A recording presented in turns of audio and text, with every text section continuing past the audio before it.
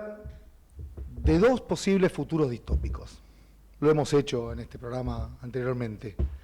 Uno es el que plantea George Orwell, el de una sociedad absolutamente controlada por la vigilancia. Por aquel entonces, en 1949, él ya declamaba que el próximo fascismo va a venir bajo el nombre de la libertad. El otro es un futuro distópico, que lo propone también otro autor, Aldous Huxley, aquel de Un Mundo Feliz, y ahí él habla de una sociedad dominada principalmente por la manipulación y por el gozo permanente, producto de diferentes elementos adictivos que se proponían en esa historia, pero en el cual el dominio de la población, el dominio de la mente, venía por el placer. La opresión versus la excitación. Todo parece indicar que el segundo futuro es, cuando menos, el que está discurriendo por estos tiempos, signados con algoritmos que nos persuaden y pueden gestionar cada vez mejor nuestros hábitos, manipular nuestros consumos, decidir nuestros siguientes movimientos, inducirlo a hacerlo, o incluso manipular nuestras emociones. Aldous Huxley escribió un libro de ensayos, escribió muchos libros, que tiene un título que a mí me resultó profundamente inquietante. Si mi biblioteca ardiera esta noche. Un título que resultaría premonitorio de una desgracia que él mismo tuvo que sufrir al ver desaparecer su propia biblioteca. Amén de haberlo consumido y leído de muy chico, me une con Huxley varias cuestiones, pero una en particular es esta. Me considero, lo mismo que nuestro productor Roberto, un bibliófilo confeso, amante de los libros de papel, prácticamente un adicto compulsivo a la compra de los libros y sobre todo a sus contenidos. Tengo la suerte, la fortuna de tener una biblioteca conformada por muchos miles de libros, en biblioteca personal, de la cual la mitad al menos provienen del mundo del ilusionismo, pero la otra mitad de otros saberes. Y esta visión, la sola idea de este ensayo de Huxley, de si mi biblioteca personal pudiera desaparecer de un día para el otro, causó a mí una inquietud importante. Y lo primero que pensé, digo, si tuviera que salvar un solo libro de los varios miles que tengo, ¿cuál es el que seguro salvaría? Me hice esta pregunta muchas veces y la respuesta siempre me viene al mismo lugar. Si tuviera que salvar un solo libro, sin dudas, ese libro sería un libro que se llama Escher Gedelibach, Un eterno y grácil bucle. Un libro que llegó a mi vida en Rosario, mi Rosario natal, de la mano de mi adorado primo hermano, que me lo prestó porque hablaba mucho de programación, me dijo este libro. Nos llevamos 13 meses y un poco menos que eso, con mi primo y compartimos muchos nerdismos. A su vez a él, este libro le llegó de casualidad, estamos hablando de los 80, por intermedio de unos psicólogos lacanianos. Cuento para los que no conocen el Pago de los Arroyos, que son la especie dominante entre los psicólogos locales. Ellos querían entender algo de topología y de matemática, porque habían escuchado, que Lacan mencionaba esto en sus estudios. Sin hacer ninguna digresión al respecto de esto, le habían encargado a mi primo hermano, que por aquel entonces tendría unos 16, 17 años, que les preparara una charla para explicarles a los psicólogos qué era eso de la topología y de la matemática y de las cosas que hablaba este libro maravilloso que se llamaba Escher Gedelibach, se llama. En aquel entonces mi primo hermano ya había sido campeón olímpico de matemáticas en China. Fue uno de los primeros argentinos que trajeron una medalla de oro en los 80, imagínense, por haber viajado a China. Él cargaba con 17 y yo con unos 18 años de edad, y estoy seguro que ese libro nos cambió la vida un poco a ambos. Él ya estaba orientado para el lado de las Olimpiadas Matemáticas, le divertía resolver esos acertijos, esos problemas, y a mí me encantaba programar. Pero este libro mágico no me canso yo de recomendarlo, y lo he regalado, es uno de los libros que más veces he regalado. También sé que es un libro que está en las bibliotecas, en las estanterías de las casas. Algunos atreven a aventurar que dice que pasa como el Ulises de Joyce, que es de los libros que están más bibliotecas y menos leídos. Pero este libro, mediante el uso de la palabra precisa, la música de Bach, pero también hablando de otras músicas, de las imágenes, de algunas metáforas, algunos mitos, de símbolos matemáticos y de lógica, lo que en realidad intentaba contar, lo que intentaba desentrañar, era de qué trataba la mente y cómo funcionaba la mente. Presentaba algunas artes oscuras, como la idea de la recursión o los límites del lenguaje, que es aquello que podemos decir, proclamar o no, por lo menos demostrarlo. Sin saberlo entonces, allá por el 88, este fue mi primer libro que me metía de lleno en la idea de la inteligencia artificial, no desde la ciencia ficción, sino desde las ideas reales. Un libro al cual volví muchísimas veces en mi vida y seguramente volveré otras tantas, porque fue el que decidí rescatar de mi biblioteca si ardiera una noche. Quizá la idea más salvaje que exponía este libro tenía que ver con los límites de lo que podemos expresar o pensar siquiera, los límites de la palabra. Qué cosas que sean verdades, aunque sepamos que sean verdades, pueden no ser o no ser demostrables. Hasta ese entonces, hasta este texto, uno pensaba por la formación de que, bueno, si algo era cierto, tenía que poder ser explicable. En el programa de hoy vamos a tener un invitado de lujo, que ya anticipamos, que nos va a ayudar a comprender uno de estos misterios fundamentales de una manera hermosa. Otro escritor superdotado, Guillermo Martínez. Pero antes de dejar el Escher de Bach, quiero detenerme un segundo en el autor, Douglas Hofstadter, que fue ganador de un premio Pulitzer, es investigador, escritor de obras muy notables, hijo de un prestigioso ganador del premio Nobel, y entre sus obras, aparte del Escher de Bach, tienen libros sobre fluidos, sobre la analogía, sobre el ojo de la mente, o incluso una versión revisada de sus ideas de este tocho de miles de páginas del EGB, que se llama Yo soy un extraño y grácil bucle. I'm a Strange Loop. También tiene un libro de ensayos en el cual recoge ideas sobre la mente, en el cual aparece, por ejemplo, Jorge Luis Borges. El cuento Borges y yo, precisamente. Cuando comenzó a popularizarse el GPT, el chat GPT, y sobre todo cuando fue volviéndose cada vez más poderoso, al punto que en algún momento una personalidad como la de Geoffrey Hinton decidiera cambiar su idea respecto de la inteligencia general artificial, yo quise saber qué opinaba Douglas Hofstadter al respecto, dado que él había trabajado siempre la idea de la inteligencia artificial, pero desde la lengua, desde la idea semántica, como muchísimos de los que trabajaron durante varias décadas, las décadas pasadas. Y hasta entonces podríamos decir que Douglas era lo que podríamos llamar un limitacionista, como muchísimos de los del mundo de la IA.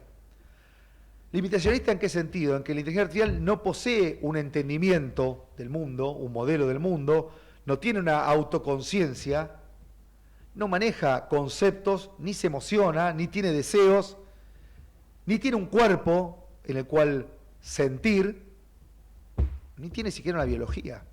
Por lo menos no tiene una biología de la que nosotros entendemos. A la IA se le da mal el pensamiento causal, no posee el conocimiento tácito, no verbal, ese que los humanos damos por sentado, lo que diríamos el sentido común. Para un limitacionista, la inteligencia artificial, por sobre todo, no es sensata.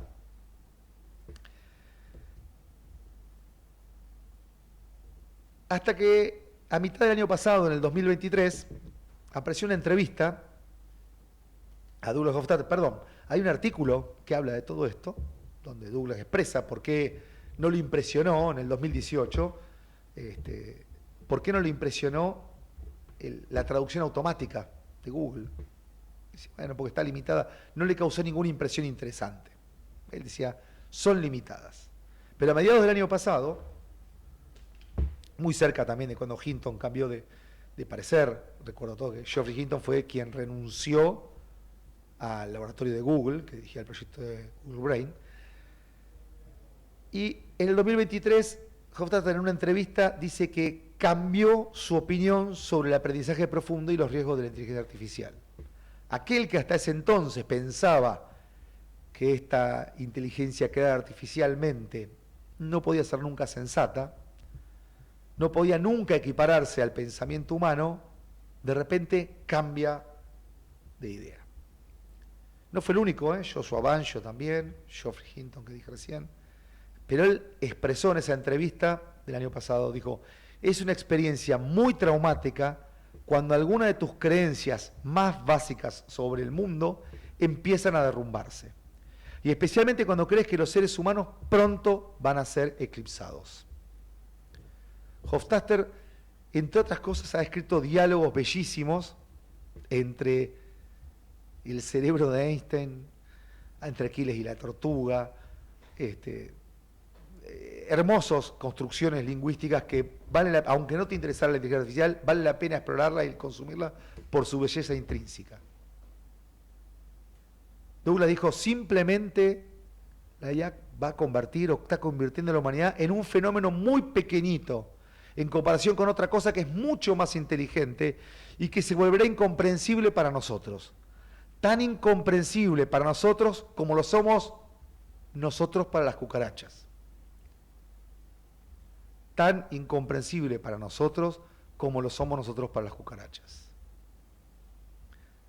Geoffrey Hinton también declaró cosas parecidas, diciendo que él aceptaba a esta altura de que éramos un paso necesario en la evolución hacia otras formas de vida.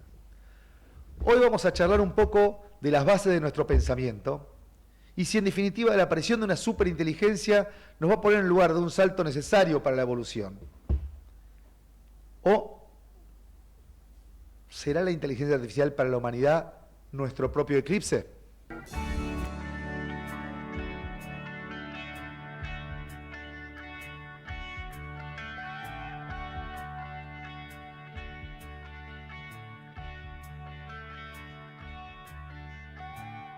The lunatic is on the grass.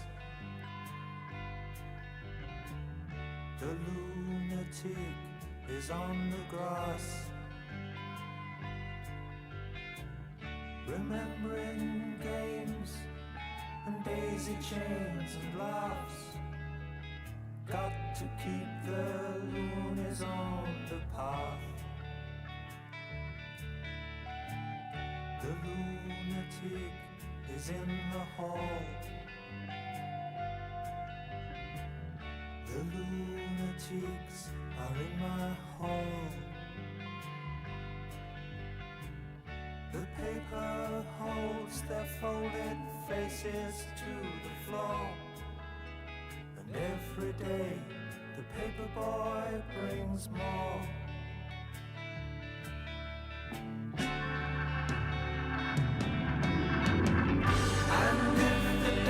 Breaks open many years too soon.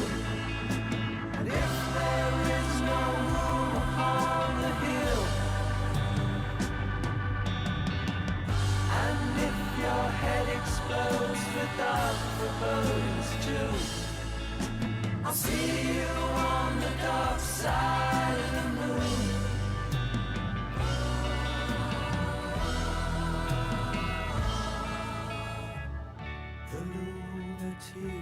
Is in my head.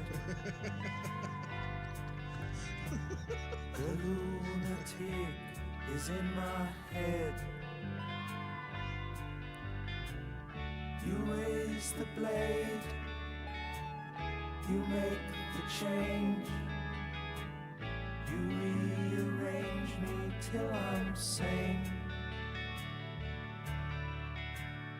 You lock the door and throw away the key. There's someone in my head, but it's not me.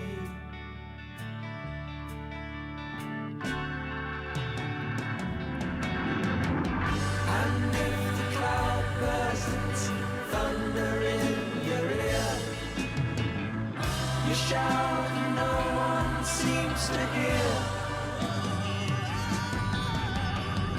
And if the band you're in starts playing different tunes, I'll see you on the dark side of the moon.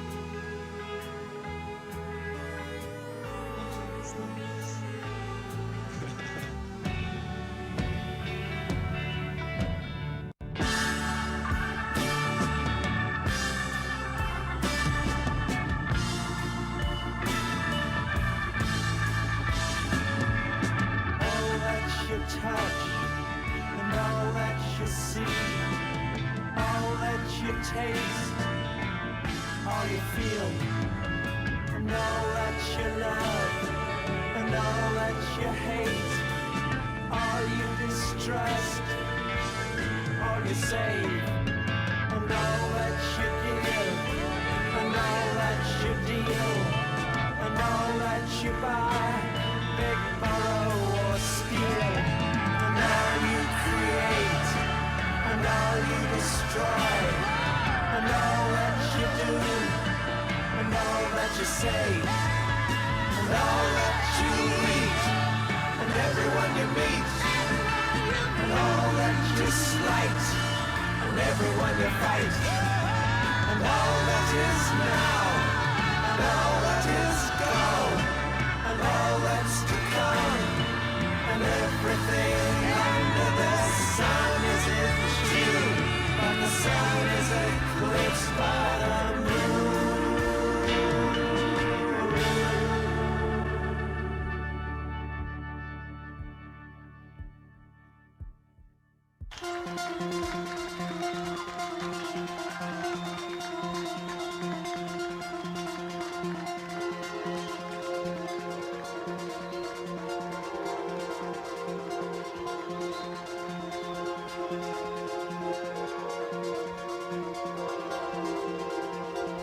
Bueno, bienvenidos a Sueño de Androide, luego de la extensa editorial de hoy.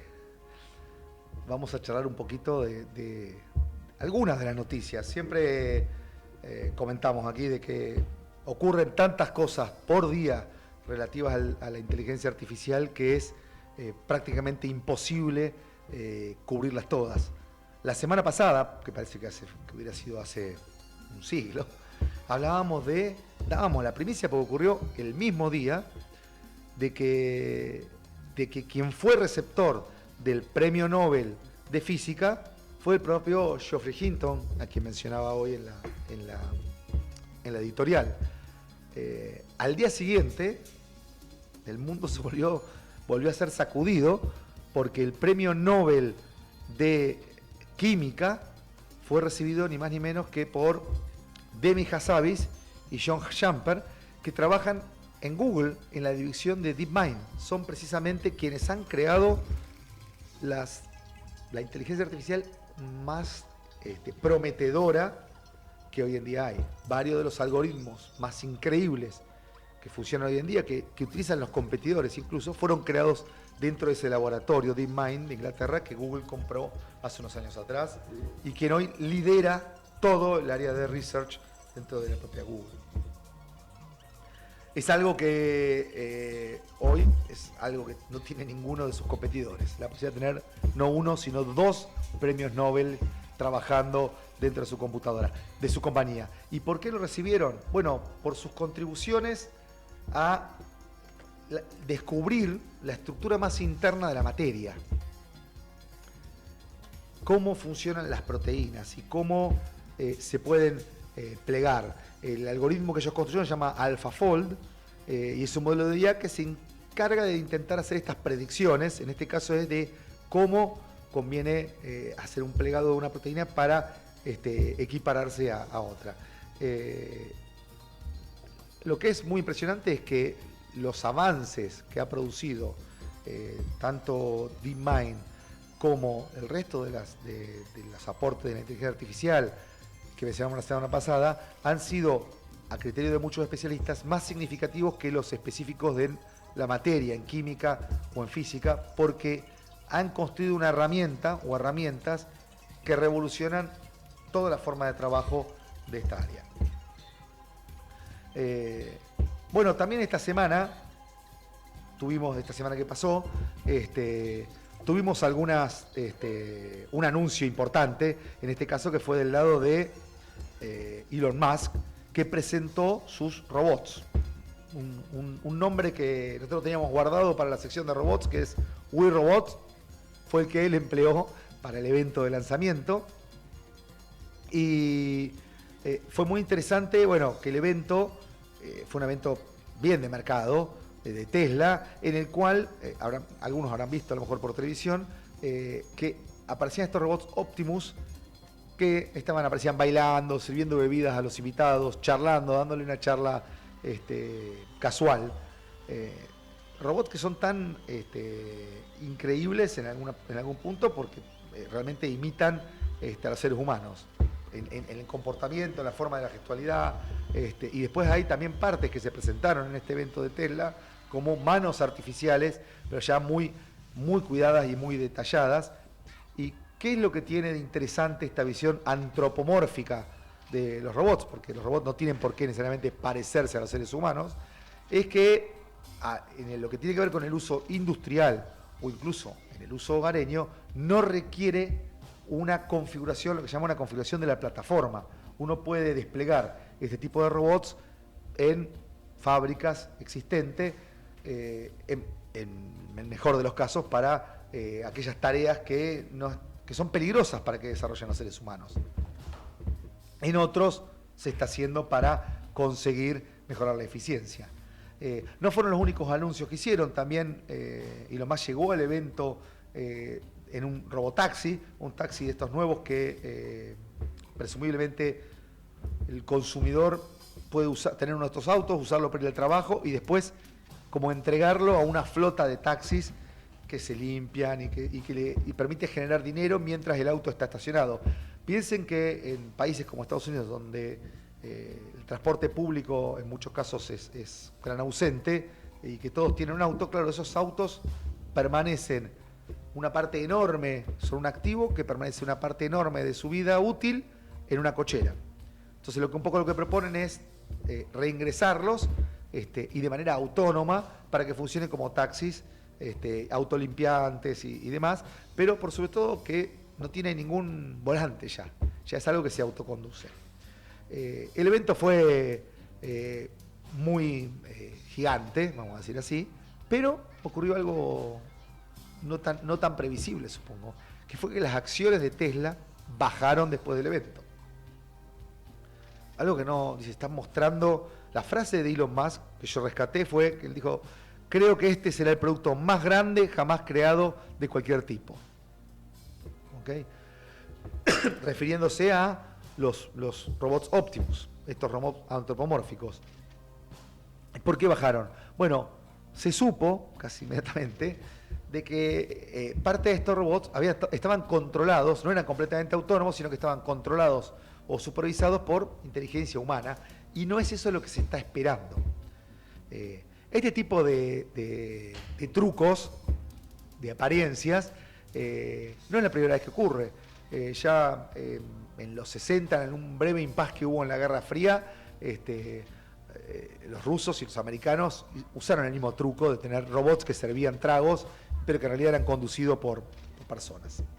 Bueno, cambio de compañía y voy a ByteDance. ByteDance es la compañía que fabrica TikTok, la dueña de TikTok en Estados Unidos, que presentó un tipo de AI que se llama Dream AI, la versión 2, una versión nueva. Está en este momento en beta testing, pero es un producto que permite crear ya prácticamente cine. Esta versión y que va avanzando y que se suma a la competencia enorme de videos, posiblemente esté pensado de lo mismo que el modelo de Meta AI que comentamos la semana pasada para generación de video, para simplificar o ayudar a los creadores de contenido a crear contenidos propios con una herramienta que les va a permitir no solo contar historias a partir de pequeños sueños, sino que permiten editar las imágenes, generar video, agregar sonido o música que coincida exactamente con la imagen, hacer el storyboarding, transformar imágenes estáticas en imágenes móviles. El video que vimos hace un ratito atrás tiene un poco más de un año de creación y parece que fuera hace 10 años si uno lo compara con la evolución que tuvo la generación de video mediante inteligencia artificial. Esta versión, bueno, también tiene esto de Motion Brush que hablábamos la vez pasada, que es la posibilidad de marcar sobre una imagen estática un movimiento y que esa parte de la imagen cobre vida y se mueva. Herramientas de Canvas para editar, borrar cosas. Todo el kit necesario para que un creador de contenido pueda hacer tareas que hasta ahora se requerían productos costosísimos y que hoy en día se puede hacer con productos de consumo masivo. Casi al mismo tiempo, esta semana, la NPR, que es la National Public Radio, si no me confundo, reveló unos documentos respecto de un juicio que el Estado le hizo a la gente de TikTok respecto de cuán seguro era para adolescentes.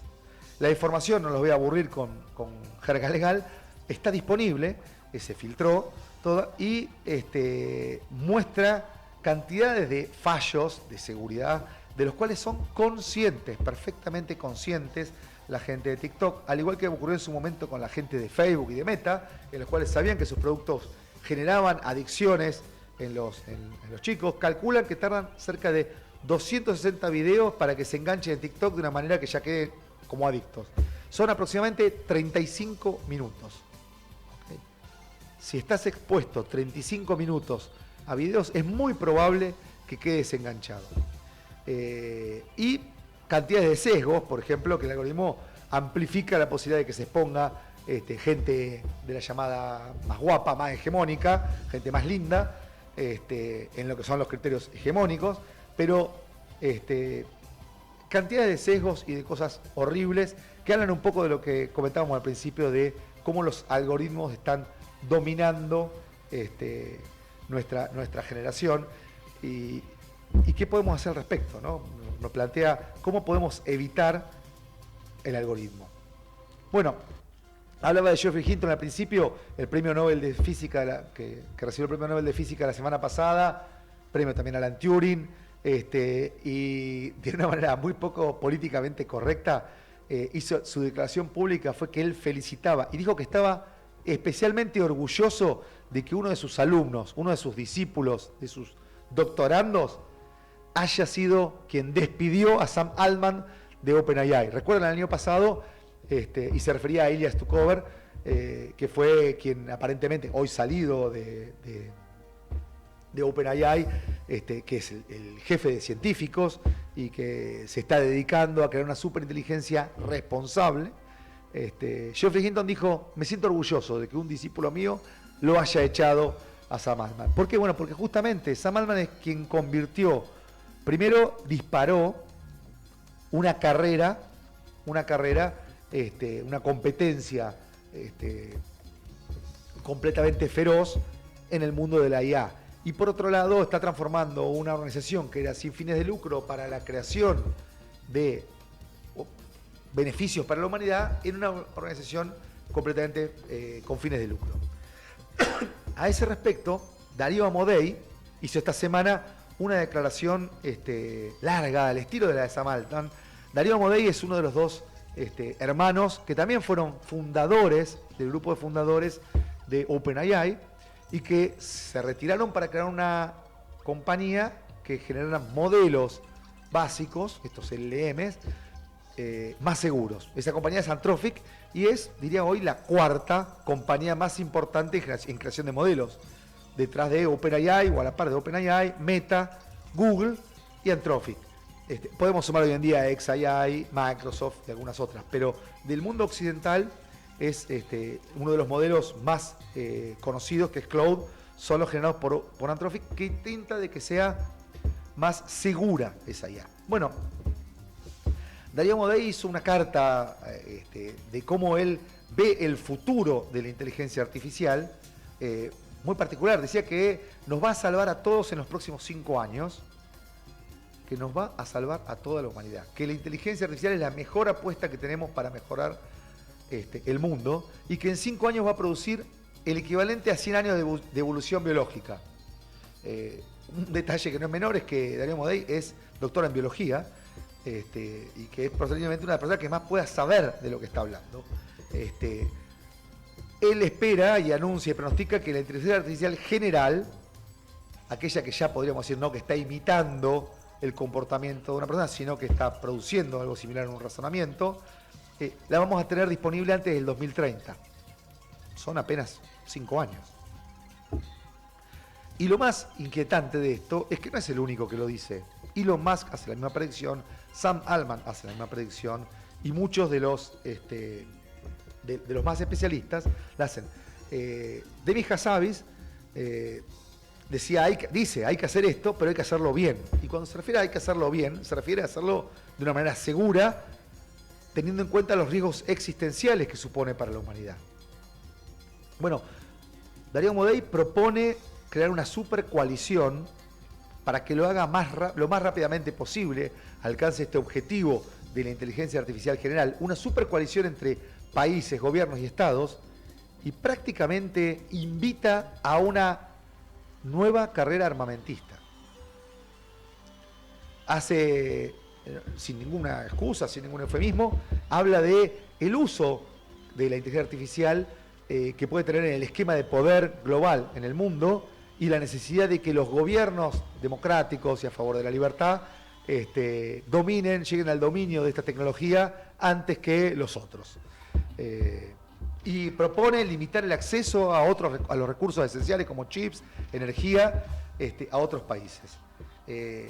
Sin embargo, advierte, sin que se le mueva un pelo, de que hay entre un 10 y un 25% de chance de que se nos vaya de la mano y que una IA general tenga un riesgo de extinción para la humanidad. A pesar de eso, él considera que la apuesta vale y que es quien nos va a salvar en los próximos 5 años. Inmediatamente, Max Tegmark escribió un contraartículo. Max Tegmark es un cosmólogo sueco-estadounidense, profesor del MIT, y él plantea de que si hay una escalada armamentista, las únicas que van a ganar van a ser las máquinas.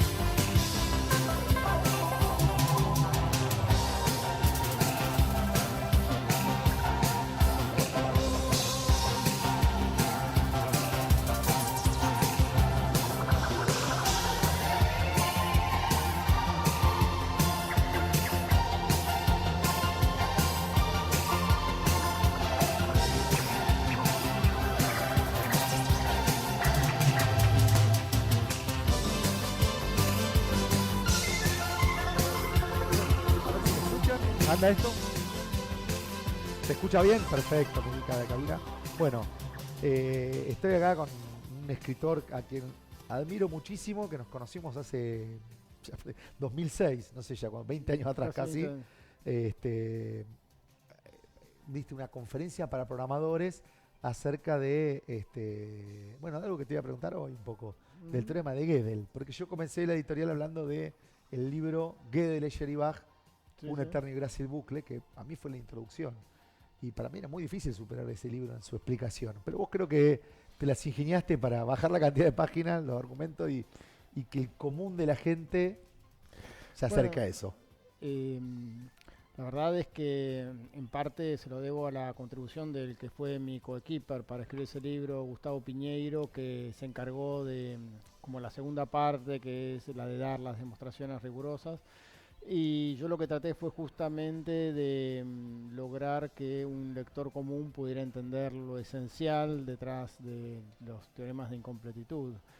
En particular, esta idea que de algún modo puede ser importante para otros sistemas de pensamiento y otras disciplinas, que es de algún modo la distancia entre aquello que se puede axiomatizar y aquella parte de verdad que queda inalcanzada a través de los métodos de demostración, ¿no es cierto? Claro. Eso tiene un correlato muy directo a través de lo que se llama el teorema de Turing, con los alcances de las computadoras y de ciertas cuestiones que las computadoras no pueden del todo alcanzar, ¿no es cierto? Claro, va a haber problemas que naturalmente las computadoras no van a poder, no se va a poder decir que pare, que se resuelva. Exactamente, no pueden distinguir, dado un input cualquiera, si al procesar a partir de ese input se va a detener o no. Claro, ¿no es exacto, cierto? el problema de la parada. El problema de la parada. Pero pará, Ahora, quedémonos con lo de Gödel, sí. que para mí me voló la cabeza de cuando digo, uy, hay verdad que hay bueno, verdad que son esto indemostrables. tenía que ver con lo que llamó el programa de Hilbert, que era, bueno, habían surgido en la matemática unos dilemas en cuanto a los fundamentos de la matemática, porque había aparecido, digamos, a través de lo que fue una paradoja que presentó Bertrand Russell. La idea inicial en la matemática era construir todos los objetos matemáticos y todas las relaciones matemáticas a partir de la noción más elemental posible, que se suponía que era la noción de conjunto, ¿no? Tal como la conocemos. Pero al hacer esto, Bertrand Russell encontró su paradoja, que se popularizó luego como la paradoja del barbero, etc. La cuestión es que no se pueden postular conjuntos si uno no tiene ciertos cuidados. Y eso entonces llevó a reconsiderar el problema de los fundamentos y a tratar de basar la matemática en la aritmética con la suma y la multiplicación, que es lo más sencillo y que ha usado la humanidad a lo largo de tantos siglos sin que surgieran contradicciones, sin que surgieran inconsistencias, ¿no? Se llama en la jerga. Entonces el programa parecía muy razonable y lo que tenía que lograrse era mostrar de algún modo que la aritmética elemental no iba a dar lugar a ninguna inconsistencia. Claro. Bueno, y esto es lo que vino a destruir, esta esperanza es lo que vino a destruir el teorema de Gödel, porque mostró que aún en la aritmética elemental, digamos, hay enunciados que son verdaderos, pero que no pueden demostrarse con ningún sistema axiomático que se proponga, ¿no? Un sistema axiomático sería con lo que podemos alimentar a una computadora para que empiece a alargar como outputs todos los teoremas. Para los que estudian geometría, a lo mejor los cinco axiomas de Euclides, por ejemplo, que 4 son bastante razonables y el quinto siempre hay un ruidito en la cabeza del lector, ¿no? Exactamente, y se comprobó luego que el quinto no se deducía de los 4 anteriores. Era necesario. Claro, era necesario para un cierto tipo de geometría, pero también había otras geometrías, por ejemplo la geometría riemanniana, en la que luego se inspiró, se fundó la teoría de la relatividad de Einstein, que negaban el quinto postulado y aún así conseguían un mundo geométrico no te diría consistente, pero tan bueno o tan malo como el anterior. O sea, si falla, si hay una inconsistencia en la geometría riemanniana, no es por culpa del quinto postulado, sino por culpa de los otros 4, que son los que parecen más obvios. Y quizá a lo mejor Entonces, somos son nosotros. como mundos paralelos, mundos geométricos paralelos que coexisten, ¿no? De acuerdo a las distintas aplicaciones se usan unos u otros. Esa ya fue una idea totalmente revolucionaria, disruptiva, seguro, porque se pensaba... Siglo XIX, ¿no? Sí, bueno, en realidad, claro, a mediados de 1800, porque el primero que lo descubrió esto fue Lobachevsky, en realidad, ¿no? O sea, Riemann se había conjeturado antes y, bueno, y Riemann después desarrolló su geometría a partir de estas ideas de Lobachevsky. Pero bueno, después las consecuencias filosóficas de esto, ¿no? Es decir, va a haber verdades en las cosas más mínimas que no se van a poder demostrar o decidir, y si la incorporo como una verdad, el sistema tiene una lección importante. Eso hay que ¿no? tener un poco de cuidado con claro, cómo se interpreta el teorema de Gödel, ¿no? Porque no es que en cualquier teoría vamos a encontrar esta clase de enunciados indecidibles. No es así. O sea, dentro mismo de la matemática hay teorías con utilidad matemática, por decirte algo, las álgebras de Boole, los cuerpos algebraicamente cerrados, es decir, teorías que son muy sólidas, establecidas, importantes y que son completas. O sea, la incompletitud es esencial, la incompletitud esencial, que es esto de que no puede completarse con ninguna cantidad de axiomas que uno agregue, ¿no? Ese es el fenómeno que detecta Gödel. La incompletitud esencial se refiere a que no importa cuántos axiomas yo quiera agregar, siempre va a haber una verdad que va a estar fuera del alcance de esos axiomas que yo propongo. Eso es lo que llaman incompletitud esencial. Y esa es una característica de muchas teorías, pero no de todas las teorías matemáticas, ¿no? Eso está muy ligado a una cuestión, bueno, eso yo trato de explicarlo en el libro que hicimos con Gustavo Piñeiro, Gödel para todos. Es una cuestión muy curiosa que está relacionado con el hecho de que en los números naturales está la operación de suma y la operación de composición de cifras. ¿Viste? Vos componés el 100 con el 13 y los juntás y te da el 10.013, digamos, ¿no? Sí, o sea, la concatenación de la cifras. concatenación. Sí. Y cuando vos tenés esas dos operaciones, tenés la incompletitud esencial. O sea que depende de...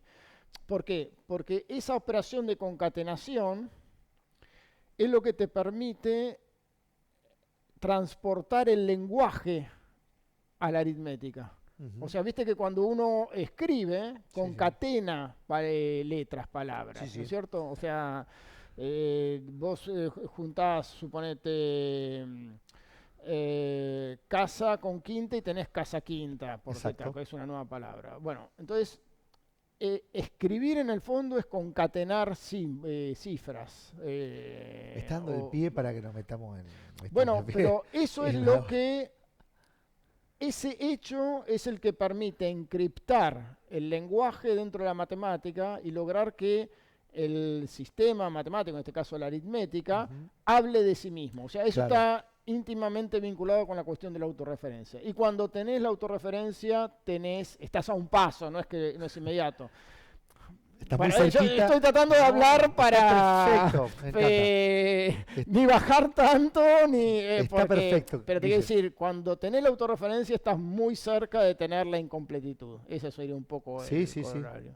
Ahora que estabas hablando justamente de esto de la concatenación y demás, dentro de lo que está hoy de moda, yo digo, pero no es la única inteligencia artificial, son los modelos gigantes de lenguaje. Y una de las cosas que sí han cambiado, los LLM, ¿no? Los ChatGPT y demás, familiares, que no son el único enfoque que hay a la inteligencia artificial, pero puntualmente han desarrollado una capacidad muy razonable de escritura, justamente. Entonces ahora le hablo a Guille Martínez, no el matemático, sino el escritor. ¿Cómo ves esta nueva, por un lado, herramienta, pero por otro lado que también supone ciertas amenazas, o bastantes. Sí. Antes te quiero decir esto, Sí. ya que introdujiste el tema de estos programas. O sea, los teoremas de Gödel dan la sensación un poco paralizante, junto con lo de Turing, digamos, Sí, obvio. de que las computadoras nunca van a poder alcanzar o transponer ciertos límites. Y eso iría en principio un poco como en contra de la idea de los alcances de la inteligencia artificial. Sin embargo, los desarrollos que ha habido de inteligencia artificial han ido por otro lado que me parece muy interesante y que se vincula con otra paradoja extraordinaria, que es la de Wittgenstein, que él trataba de pensar cómo es posible que los seres humanos aprendamos, porque él se daba cuenta de que no podía enseñarle a un chico que fuera lo suficientemente preguntón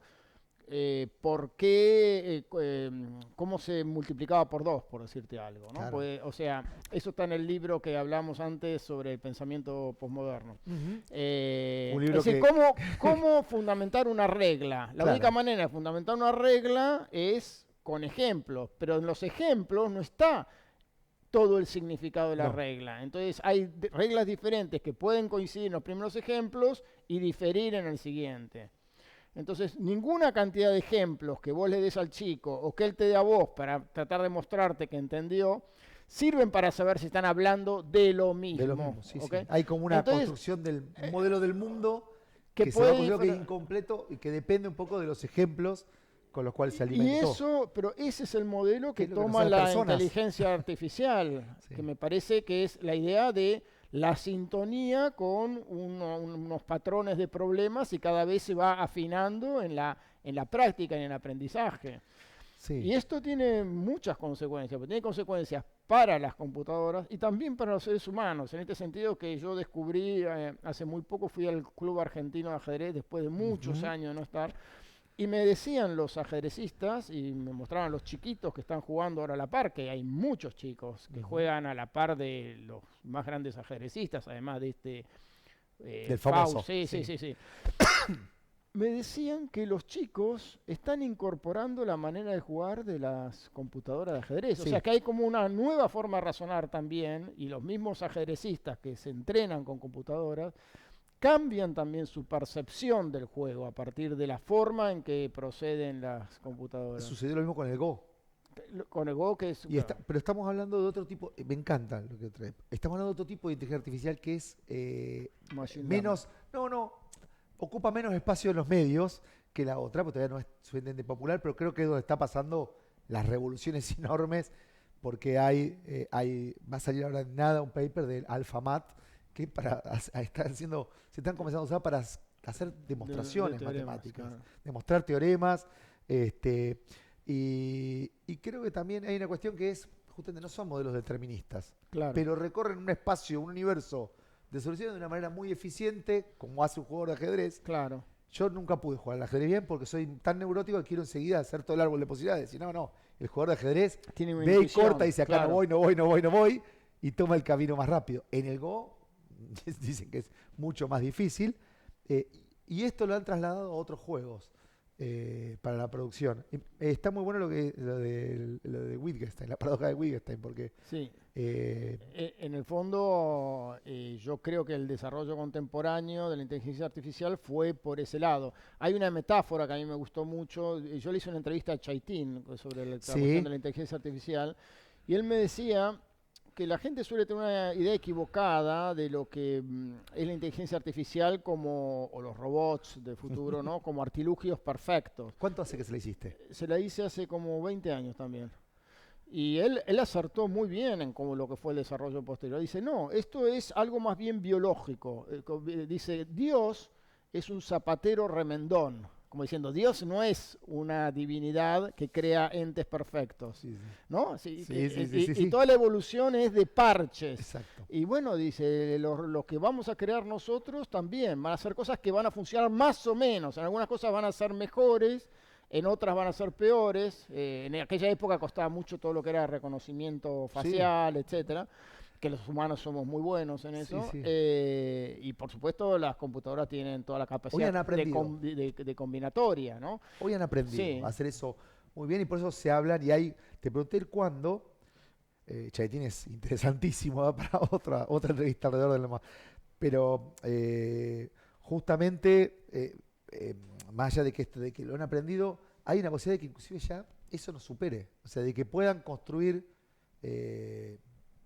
ideas o cosas que nosotros a lo mejor con nuestro, incluso quizás desarrollar su propio lenguaje. Sí, por supuesto. Entonces, su propio lenguaje secreto también. Exacto. Sí, que esté inaccesible. A un nivel inaccesible para nuestra comprensión. Por supuesto. Porque Y eso es relativamente fácil. Justo el programa de hoy fue un poco por este lado. Y ahí ya terminando un poco con esto, te quería preguntar, ¿qué pensás de eso? ¿Cómo ves ese futuro de... A ver, yo hablaba... Hinton, por ejemplo, que es padrino de la inteligencia artificial, o el propio Hofstadter, han cambiado sus creencias respecto de que no iba a poder superar la mente humana, y en el último año dicen, no, pará, esto puede ser que seamos un paso intermedio en la evolución de la especie. Esa panza tuya, ¿qué pensás? La verdad que no tengo el conocimiento de toda la maquinación que hay por detrás como para darme cuenta sobre esto, pero sí escuché dentro de un ciclo sobre inteligencia artificial predicciones muy pesimistas sobre la cuestión del trabajo, en el sentido de la cantidad de trabajos que se iban a perder para los seres humanos y el futuro papel de los seres humanos en un mundo sin trabajo. Entonces, eso es algo que hay que pensarlo muy bien, ¿no? Como traían a colación un ejemplo que me impactó mucho, por el ejemplo de un republicano de derecha, etcétera, pero que estaba totalmente en contra de los transportes de los camiones que andaban solos. Claro. Dice, ¿de qué se van a ocupar todos los... ¿no? La clase media baja, que es uno de los empleos típicos, ¿no? O sea, estás destruyendo ahí, estás dejando a toda una capa de la población sin trabajo. Sí, todos los que abogan en esto hablan de la renta universal. O sea, cuando vos ves a alguno de estos, dice la solución es la renta universal. La solución que proponen, pero... En este mundo hipercapitalista de acumulación totalmente asimétrica, no se ve quién va a financiarlo. ¿no? ¿Quién va a soltar la primera moneda? No parece ser una tecnología que vaya a resolver eso. Pero bueno, es algo, claro, es de nuevo como siempre, es un problema humano en el fondo, ¿no? Es como cuando se descubrió la bomba atómica, bueno, el problema humano es tirarla o guardarla. Bueno, Guillermo, se nos acabó el tiempo, voló. Ojalá podamos volver para hablar del tema. Pero hoy algunas cosas dijimos. Sí, creo que algunas cosas dijimos. El tema es enorme. Te agradezco muchísimo la participación del programa. Bueno, como decimos siempre cuando cerramos, no sabemos a ciencia cierta de qué están hechas, de qué estamos hechos nosotros. Algunos dicen que somos, estamos formados por pequeño polvo de estrellas. Otros dicen que somos a lo mejor ondas de radio. A mí me gusta pensar siempre de qué estarán hechos los sueños de los androides. Nos vemos la semana que viene.